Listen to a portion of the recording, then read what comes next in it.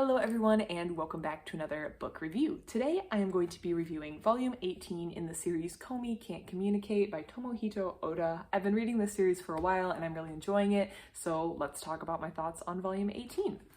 Volume 18 comes after a kind of tumultuous volume 17. Volume 16 and 17 could be grouped together entitled Manbagi and Komi Get a Clue.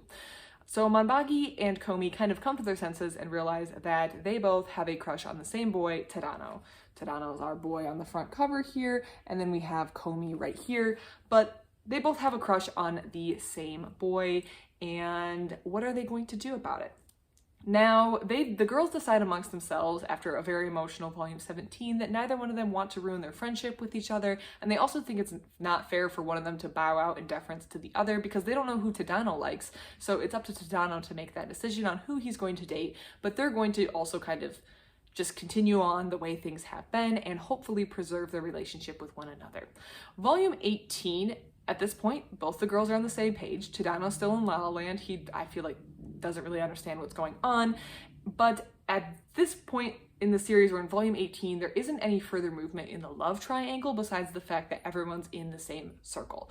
Volume 18, at least in my opinion, heavily focused on the friendships or the friendship aspects of this series. It focused a lot on the characters that we've got to know and that have been introduced, and I really liked this actually because it's mostly just friends hanging out.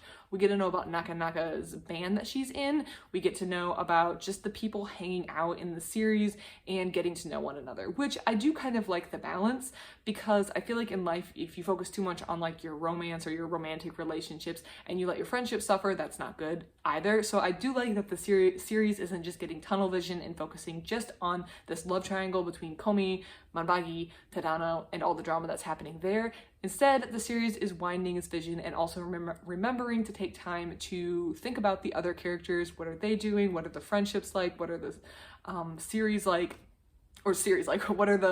what are the times that they're hanging out like? What's going on? What are their troubles? What are the things that they're worried about and they're working on? And what are their moments of just life in general, which I really like, and I do think this was a nice breather, especially coming off of volume 17, which was so focused on the love triangle. I think the series needed a little bit of balance after volume 17, and I like that the author didn't jump right back into the love triangle stuff and the romance and the drama there. Instead, it took some time to focus on some of the characters that we've known and love.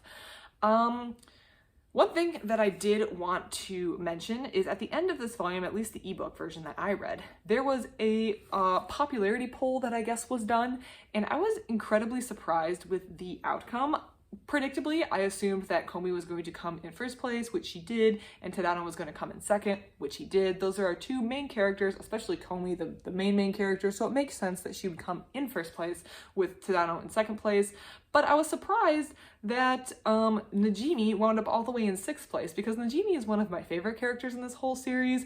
He's just a funny character. He adds some humor to they add some humor to the whole series, and I just find it super enjoyable, and I like every time that they show up. And Najimi's had a little bit of a scandal during the cultural festival. They got in trouble for ticket scalping, and they're just generally kind of a little chaotic, which I really enjoy. I'm just surprised that they wound up all the way down in sixth place. They actually tied in points, I believe, with Naka-Naka, which I also like Naka-Naka, but I'm just surprised that they were so far down the popularity poll, because I would probably put Najimi as my third favorite. I'd probably do Komi, Tadano, Najimi, and then probably, is it Hitomi? Yeah, Hitomi, Tadano's little sister, probably as fourth. So I was just surprised, and that was just something that was not really in the series, but at the end of volume 18 that I was just intrigued by. I would like to know where you think Najimi should place. Do you think Najimi placed all the way down to 6? Do you think that's accurate? Does everyone else hate Najimi? I feel like the people who I talk to who also read the series really like them,